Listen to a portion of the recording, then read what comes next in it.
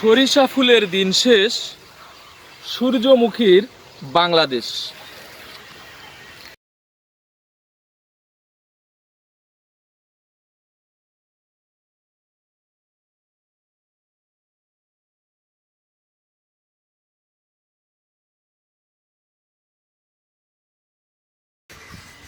প্রিয় বন্ধুরা, আজ চলে আসলাম আবারও সূর্যমুখী ভিলেজ প্রজেক্টে। ইতিপূর্বে আমরা এই প্রজেক্ট নিয়ে একটা ভিডিও আপলোড করেছিলাম, তখন ফুলের শুধুমাত্র কড়ি হয়েছিল। এখন এখানে সম্পূর্ণ ক্ষেত প্রস্ফুটিত ফুলে ভরপুর। আমরা তাই আজ আবারও চলে আসলাম নতুন আরেকটি ভিডিও নিয়ে, সম্পূর্ণ প্রস্ফুটিত সূর্যমুখী ফুলের ক্ষেত। দেখুন, এদিকে সম্পূর্ণ ফুলে ভরপুর এবং প্রত্যেকটি ফুল কড়ি থেকে ফুল ফুটে রয়েছে। সূর্যমুখী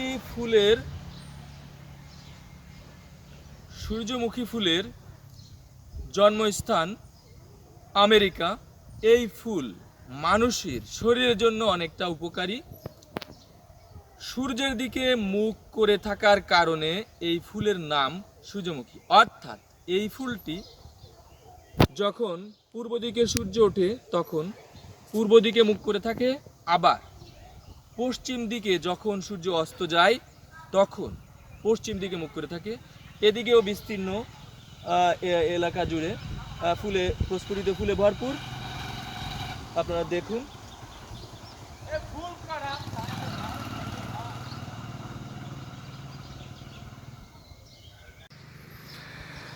হ্যাঁ, সম্পূর্ণ প্রজেক্টের নাম সূর্যমুখী ভিলেজ। মৌসুম হচ্ছে রবি 2024-25। কৃষকের নাম এখানে দেওয়া আছে চার্ট আকারে: মিজানুর রহমান, সাথী বেগম, ফয়সাল শেখ, আলিমুজ্জামান, আজিজুল ইসলাম, নজরুল ইসলাম, লতা খানম, মোজাম্মেল হক, আরিফ শেখ, আনোয়ারা বেগম। স্থান দেওয়া আছে পাগলা শ্যামনগর, কাঁঠালতলা ব্লক, দেয়াপাড়া, কাঁঠালতলা। এটি কৃষি সম্প্রসারণ অধিদপ্তরের আওতায় ফকিরহাট বাগেরহাটে আবাদি একটা প্রকল্প। গোলাপ যদি সূর্যমুখী হওয়ার চেষ্টা করে তবে তার সৌন্দর্য হারাবে, এবং সূর্যমুখী যদি গোলাপ হওয়ার চেষ্টা করে তবে তার শক্তি হারাবে।